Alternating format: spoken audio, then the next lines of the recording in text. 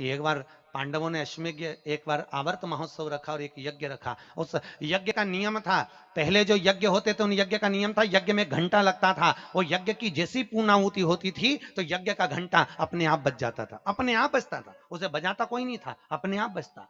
आज यज्ञ का घंटा नहीं बजा तो युधिष्ठिर ने पंडितों से पूछा, ब्राह्मणों आपने यज्ञ करवाया पर ये यज्ञ का घंटा नहीं बजा। ब्राह्मणों ने कहा हमने तो यज्ञ अच्छा करवाया पर घंटा क्यों नहीं बजा, समझ में नहीं आया।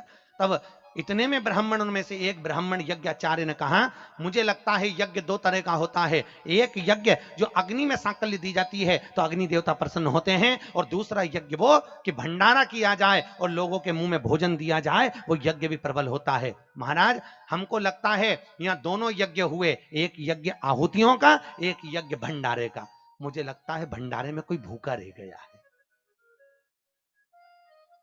कोई भूखा है। अब वो भूखे व्यक्ति को ढूंढो। पांडव गए और पांडव जाकर जरा पता करो कि भूखा कौन है अपने नगर में, यज्ञ का घंटा बजेगा।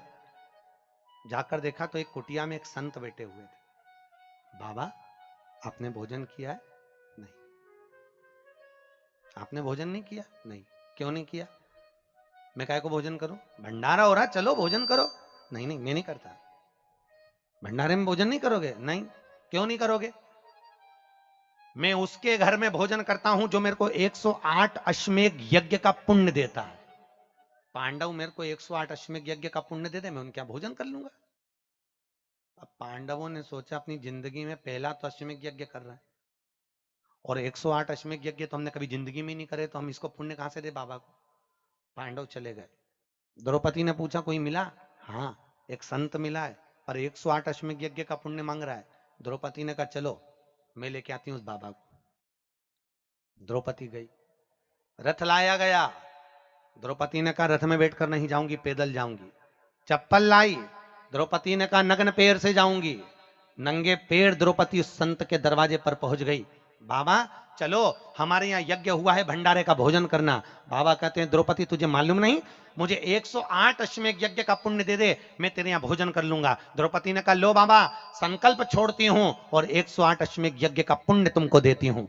संत ने कहा द्रौपदी तेरे पति ने तो कभी पूरे यज्ञ नहीं करे, तूने कब कर लिए? द्रौपदी बोली बाबा मैंने सुना है मेरे कृष्ण के मुख से, जब कोई व्यक्ति अपने घर से निकलकर किसी संत के दरवाजे पर, किसी कथा के पंडाल में, किसी मंदिर पर, किसी तीर्थ में पैदल पैदल जाता है, जितने कदम चलकर जाता है उतने अश्वमेध यज्ञ वो अपने जीवन के कर लेता है महाराज, उतने अश्वमेध यज्ञ वो अपने जीवन के करता है। और द्रौपदी ने कहा बाबा मैं तुम्हारे दरवाजे पर चलकर आई हूं, 18,000 कदम मैं चलकर तेरे दरवाजे पर पहुंची हूं, उसमें से 108 अश्वमेध यज्ञ तुमको देती हूं।